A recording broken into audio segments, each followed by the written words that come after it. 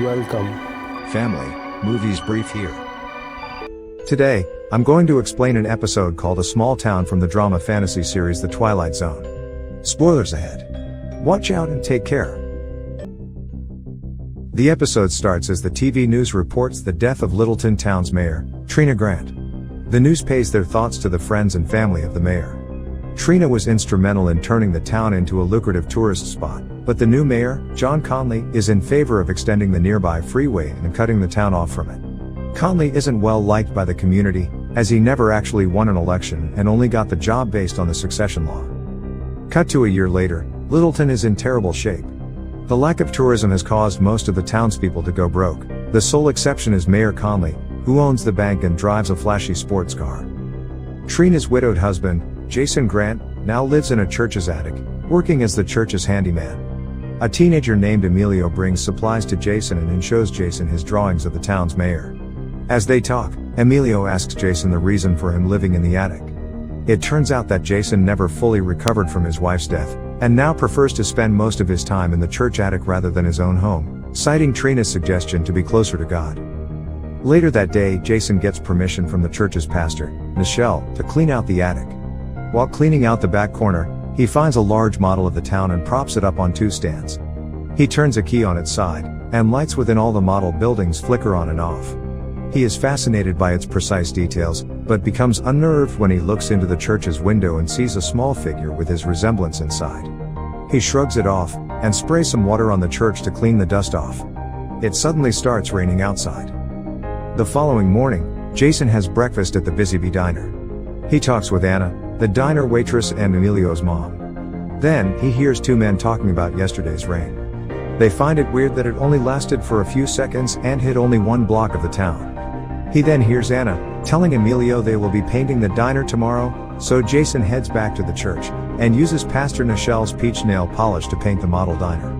The next morning, the town wakes up to a new peach paint job on the diner.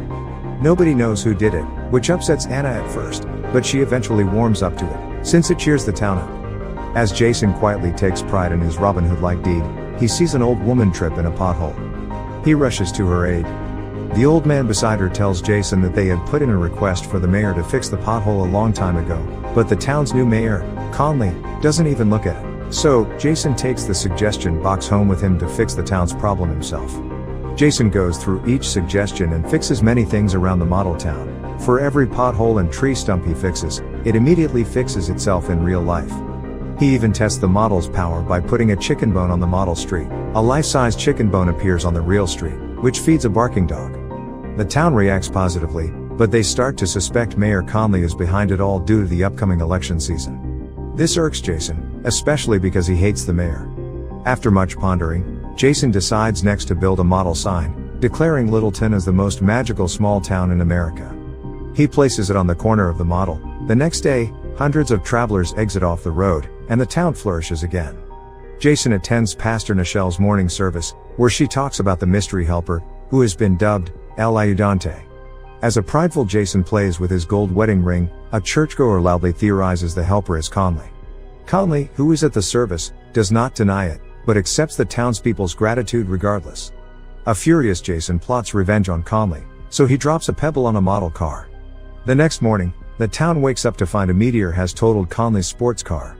He furiously demands any information, then sees Emilio laughing. He grabs his notebook and sees he has drawn his smashed car. Conley verbally attacks him, causing an angry Anna to defend her son. Conley regains his composure and speaks charismatically to the rest of the town. A rousing speech ends with him calling himself El Ayudante, drawing applause from the crowd and an angry stare from Jason. Later that night, Jason places a tarantula in the model town around the same time Conley is taking a leisurely stroll through town. A huge building-sized tarantula creeps down the street and petrifies Conley. As a satisfied Jason takes the spider off the model, the giant version gets pulled up into the sky. A visibly shaken Conley looks around but finds nothing. Emilio paints a large multicolored spider on the wall the next morning. A paranoid Conley sees it while walking down the street, and demands answers from Emilio. Anna steps in once more, and angrily tells Conley to talk it up with her if he has a problem with her son. Pastor Nichelle checks in on Jason one night. They discuss the town's recent turnarounds and Jason insists Conley isn't the mystery helper. Nichelle corrects him, and says anyone is capable of good change, even the most stubborn ones. He stops terrorizing calmly and returns to his good deeds, now adding more lights to the Littleton sign. While the new sign reappears and shines bright, it drains too much electricity and the town loses power.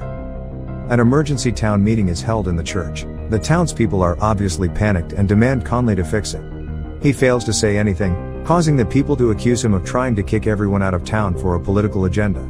He cowardly leaves the church, and spots Emilio across the street drawing into his notebook. Conley grabs it out of his hands and shows the town his drawings, linking the boy to every recent bizarre happening.